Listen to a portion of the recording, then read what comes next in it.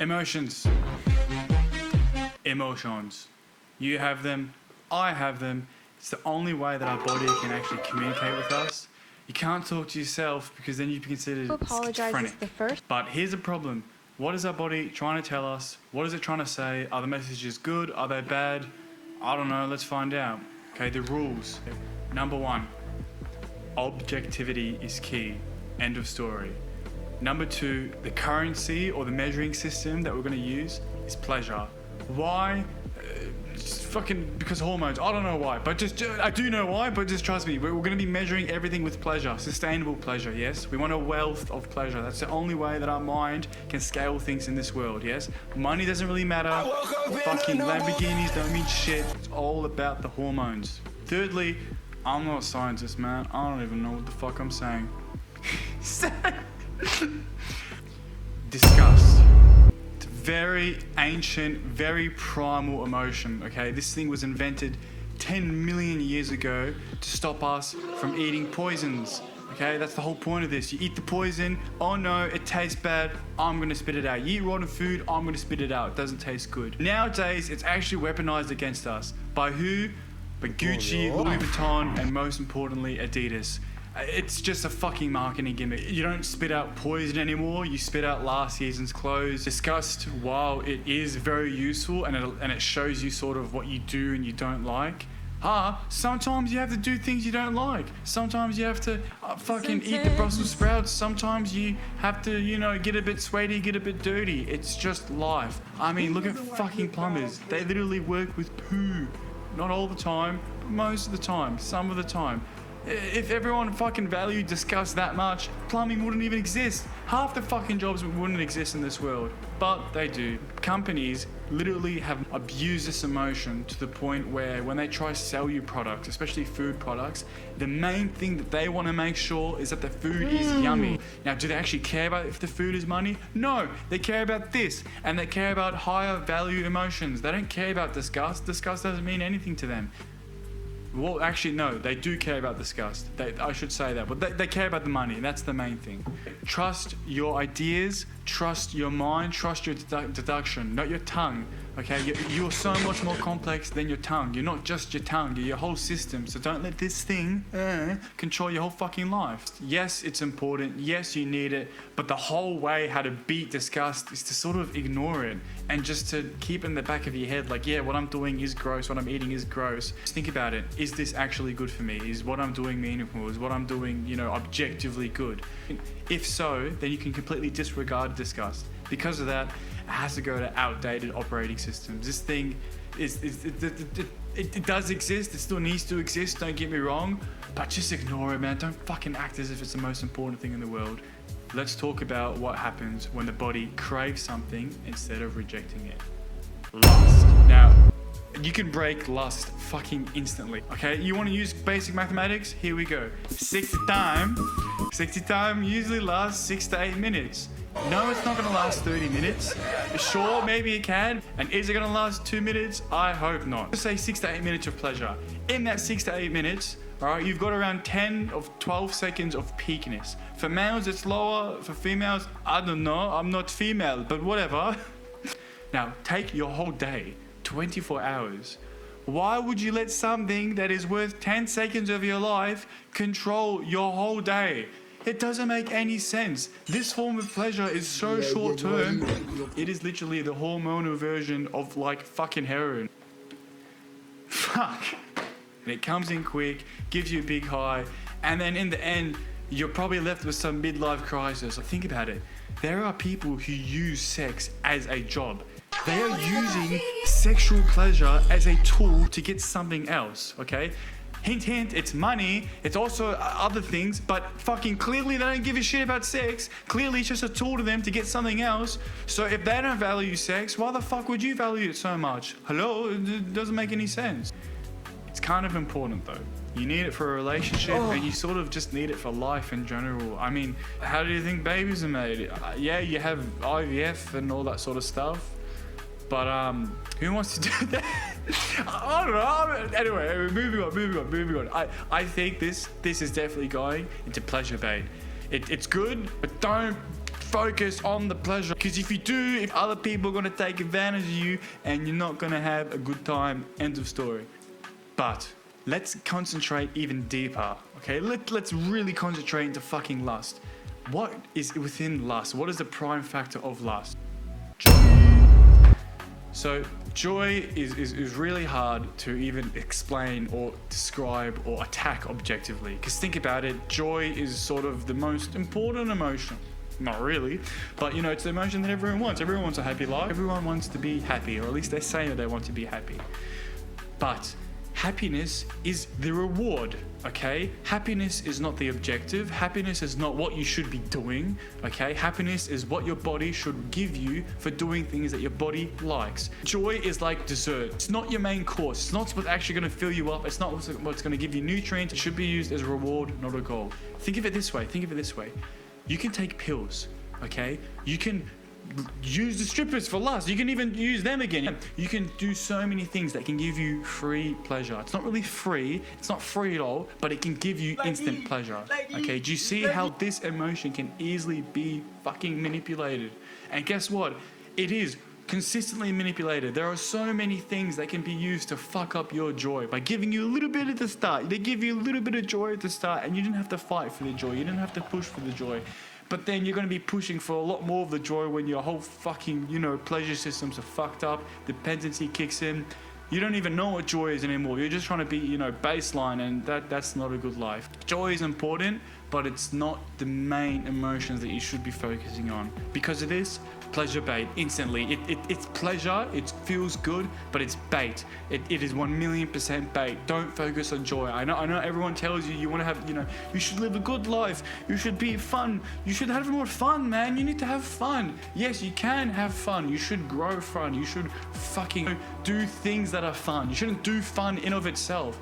There's nothing fun about getting high all by yourself. It's basically just tickling your brain and saying, ooh, give me some more pleasure. But there's a darker fucking form of joy. There's like joy's retarded cousin. Like, we can imagine like waste materials. This is like what happens when waste turns radio fucking active, okay? Nostalgia. I cannot explain just how not stupid. I'm not gonna call it stupid, but nostalgia is your enemy. It is creating joy from joyful memories. You think that sounds amazing, like, oh my God, look at me. I'm thinking about the past and, when I was a young kid, I used to feel so good. I just want to be a young kid again, I don't want to have responsibilities. I don't want to do this, I don't want to do that. There were responsibilities, but you didn't have to take care of any of them. That was mommy and daddy taking care of that, okay? You loved being a kid? Yes, I'm sure you did love being a kid. Guess who didn't love you being a kid? Your mum, your dad. I mean, yes, they loved that they had to raise a kid, but all the fucking diapers that they had to take care of, all this shit. Yes, you love being a kid. I understand that. But don't be trapped constantly seeing life through those lenses, okay? The past is the past. And the worst thing about the past is that the brain only remembers what it wants to. And usually from those memories as a child, it constantly remembers the good things. It remembers the good things because your parents created a perfect life. Not really a perfect life, but a very healthy environment for you to grow into, okay? They took all the shit so that you could grow, which is normal. It's their job. A good parent should do that, yes? But then you can't go back thinking, no, I wanted to go back to that time. Because back to that time, your mum and your dad were fucking going ape shit, trying to drop you off to school, trying to work, trying to do this, trying to do that. It's not real joy, it's stolen comfort, okay? And the worst thing is it keeps people stuck. It stops them from growing. In fact, it can really get you stuck in a big loop where you constantly think, the past was so much better, man. The new age, the new times, they just suck. Kids these days suck. Everything new sucks. Guess what? Nothing sucks. You fucking suck. And maybe you don't suck, but do you see what I mean? Do you see what I mean? Do you see how just throwing everything to the past, or how the past was so much better? I miss going to school. I miss when I could, fuck around with my teachers and not do homework and not give a fuck. Well, now there's no teachers asking you to do homework anymore. No one's asking you to do anything. Let the past go, or it's going to own your future. And do you really want childhood memories to be dictating your whole future? Like a kid that wanted to be an astronaut when he's older. Do you really want to be an astronaut? Think about it this way. Do you want to be a fucking astronaut? Do you know how fucking hard that job is? Do you know how much of a nerd you have to be? Fucking nerd. You have to work out in space every day to stop your fucking muscles from deforming. Yeah, see, nothing in life is as fun as it is. Things look fun, but they're not always fun. So stop looking at the past as if it was fun, okay? The past is one thing, the future is another thing. The present is also a thing that you should be thinking of, but don't think your life is always in the present. Don't think that you have so much. So, pride, yeah, I know it's a sin. If you really want to be technical, you can substitute the word pride with ego. But what pride exactly is, pride does is that it makes people defend their identity rather than the ideas. You have two people, one person says something wrong, the other person says, hey, I think what you said is wrong. Instead of this guy saying, oh, what I said was wrong, okay, he's just going to say, no, I'm not wrong. Do you notice how that guy can't even separate his speech from his identity? They're like locked in, yeah, you know, they can't separate. No matter what anything that person produces is instantly considered a part of them. They can't separate identity from ideas, from actions. Pride is useful and it can give you a sense of security. It's sort of a false sense of security, but it can give you a sense of security. It can make you feel confident in some areas. But then you have situations where you have meetings or bosses that just completely talk shit for about an hour. And to tell you the truth, he probably knows that what he's saying isn't important, but he likes everyone nodding their heads. He likes the clapping of their hands, you know. And if you ask me, that's sort of like psychological sugar almost. Like, yeah, it tastes nice, but it doesn't give you much shit in return. It doesn't give you anything, you know. Your workers aren't really giving you any sort of actual genuine feedback. They're just making you feel better so you can go home and say, wow, I'm such a good boss. Everybody loves me, clearly. This one I'm going to say, just observe this emotion, notice it, just understand exactly how it works, understand how you feel, try turn that pride into proudness, try understand what are you being proud of. Is it something that you can actually control? Is it something worth being proud of? Or is it something that you're sort of just playing some weird power game where you're just doing some bullshit that makes you feel good and you're forcing other people to make you feel good? Not very good. What happens when Mr. I'm always right gets proven wrong? He cracks the shits and that turns into rage. Unless you're like #1 UFC fighter. Let me be clear. Bro, you don't need this emotion. Like, seriously, I can explain it subjectively and objectively why it's bad. Subjectively, it doesn't really feel good. I want to feel good. I want the pleasure. Hey, my money's pleasure, man. I want to be a pleasure millionaire. And right? I don't know why that accent came out. I want to be a pleasure millionaire, all right? And rage ain't going to help me getting there. Rage is going to put me in fucking big debt. And secondly, why rage is objectively bad is stress is not good for you. Cortisol, it's not a fun hormone. It's not fun for your body. I'm pretty sure it damages your body. Am I certain that it damages your body? I don't fucking know. Go search it up. But I don't want it. I don't like it. Very primitive. It was useful once upon a time. You know, without rage, if someone came into your tribe and like killed your whole family, and if you were just sitting there like sipping margaritas and you're just like, man, I don't even care. Your genetics would not last very long in this world. You know, you need some sort of drive, but you don't need rage these days. It's just inefficient, it damages you, and I just think it's outdated. It's an outdated operating system. You don't need it anymore. Just try avoid it as best. But after the boss cracks the shits, after, you know, he fucking fires all his workers or some shit, you look at your office, it's pretty empty, you feel a little bit alone, and you feel a little bit of To break down shame objectively, how I like to look about it, shame is when you place your trust, more so your identity, in someone else.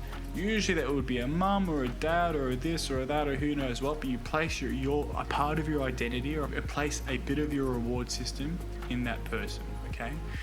And then when that person denies giving you feedback or denies giving you pleasure or denies giving you some sort of response, that is when you feel shameful, you feel desperate, you feel empty, dry, thirsty. You have this feeling of what's happened. I feel alone, you know, like, yeah, I could be getting attention from anywhere else, but I want attention from this guy or this girl. I want their attention, you know, but they're not going to give it to you. They're going to give you shame instead. Trash, dog. Get the This is a little bit problematic, just a little bit, because what if that person wanted to weaponize you?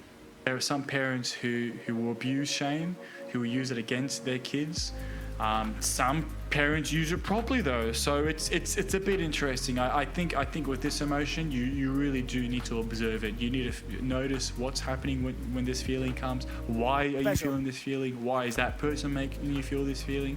If you can communicate with them, like, hey, why are you upset? Perfect. But if you can't communicate it with them, then they probably are just trying to, you know, play some funny games because they don't want to give you a direct answer. Because if they did give you a direct answer, it would probably break their game a little bit. The best thing you can do with shame is find a way to create your own shame. Find a way to be disappointed in yourself. And you can do this by making rules for yourself. It's very easy. You know, if you have a rule of, I don't like to lie, I don't like to be dishonest, I don't know, I don't like punching my wall, for example. You know, when you do punch the wall, you're going to feel shame. You're going to feel like you broke one of your rules. And if the rule was a healthy rule, there would have been a reason why you would have done that. So use shame, but just observe it. Just notice it. Understand what's going on. Now, if you have consistent shame, if you are feeling shamed constantly, that can turn into something else. Something not very fun. Something that's a little bit like,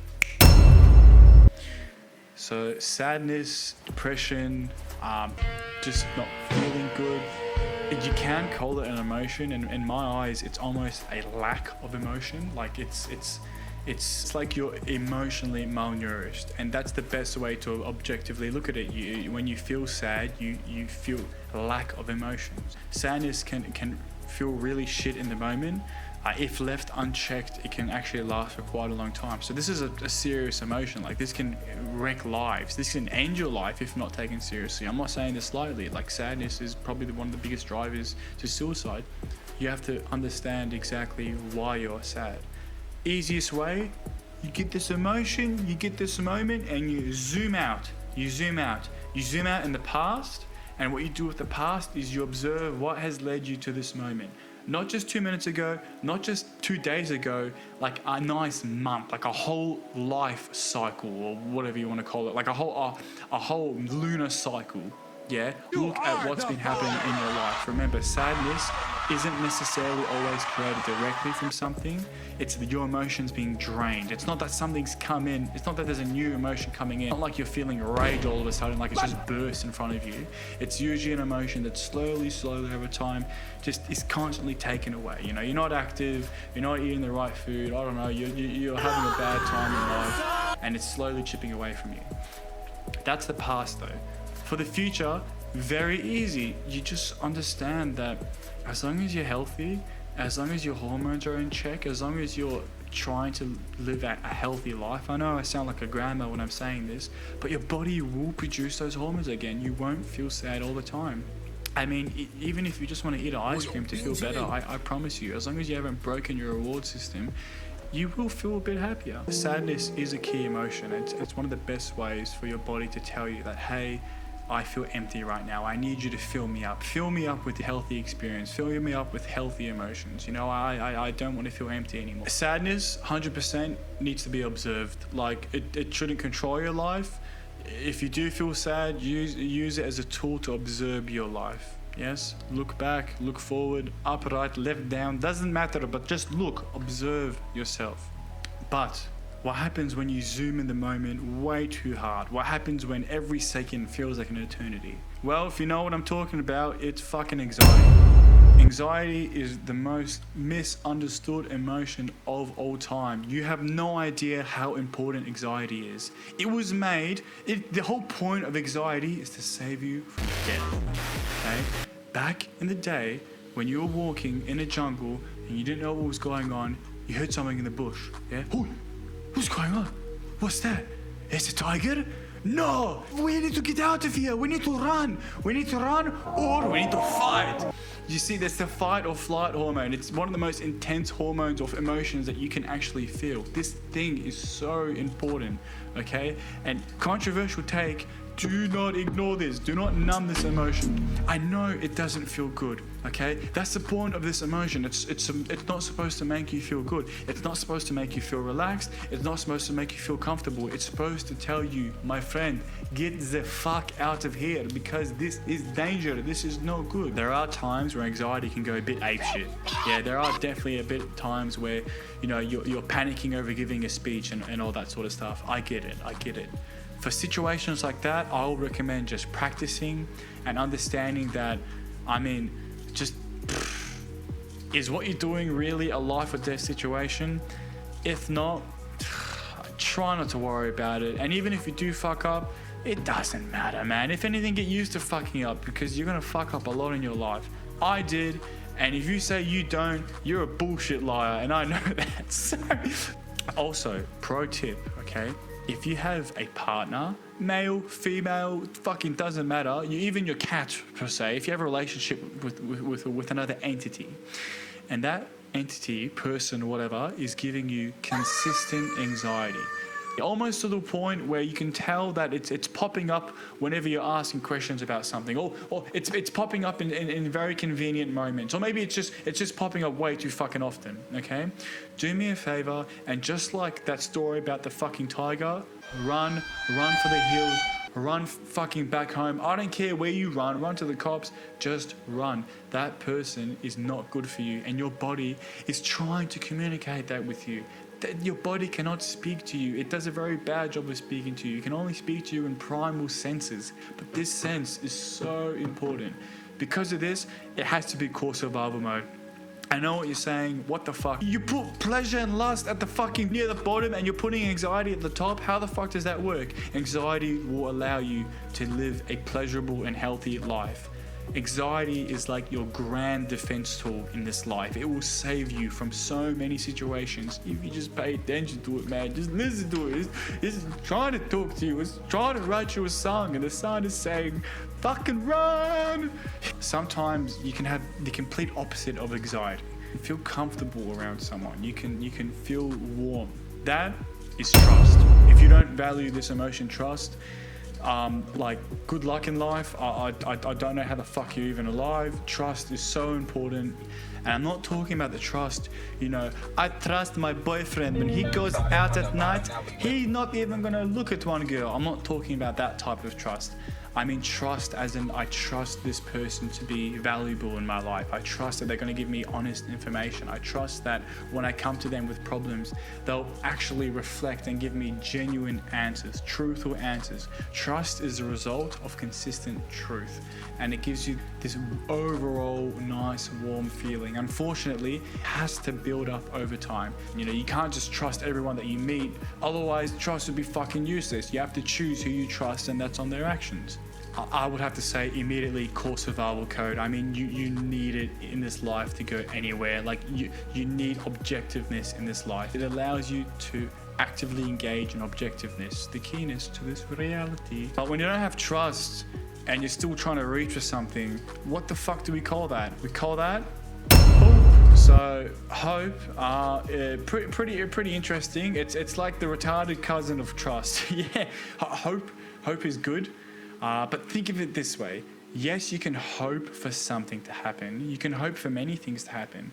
Most of the time, you're hoping for shit things to happen, though. And when I say shit things, I mean, you know, you hope that someone's going to get fucked up, or you hope that you're going to win Tesla, or you hope that, you know, when you roll the dice, or when you put the money on the fucking roulette table, it's going to go to your number.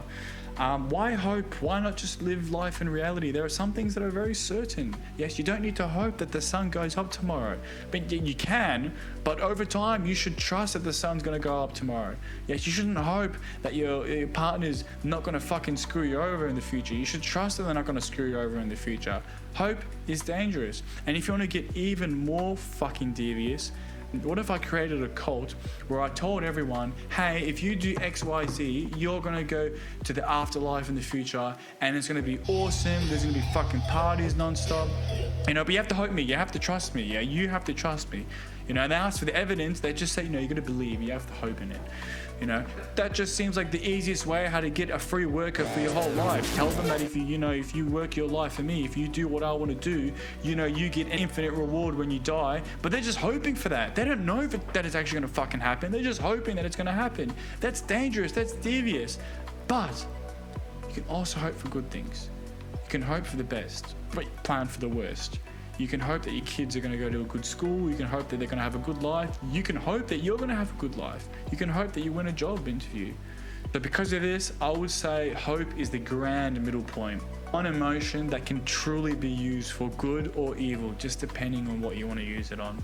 So yeah, hope, instant middle point. There's another emotion that's similar to hope that actually gets you to where you want to go. It actually pushes you there. You don't just sitting there crossing your fingers. You open your hand and you start working. That one, ambition. Ambition is the ultimate dopamine and serotonin machine.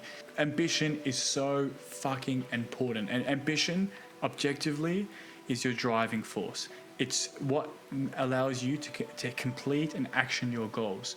It's why during high school, the teachers were so fucking, up our asses about goals. You should have goals in your life. You should know, you should plan for your future. You should do this.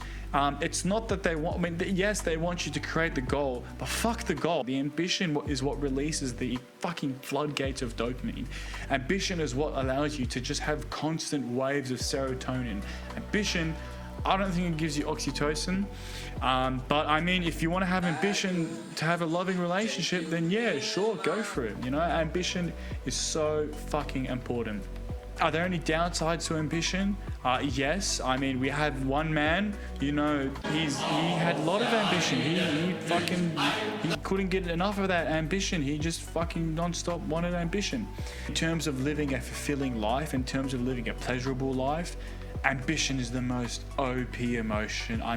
There are people that dedicate their whole lives to fucking coin collecting because they have the ambition for that, and then I hope they die as happy people. I assume they do. I don't know, hopefully. Oh, and this is just a side note for ambition.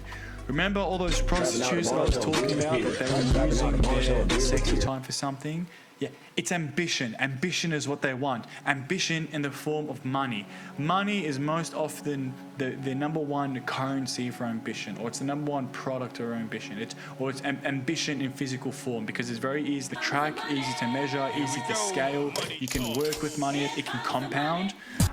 But if you're smart and you think with your head, fuck money. Just go straight for the ambition. Do what you love. Get that drive. That drive is key. Remember this, poor people sell cocaine to buy sneakers.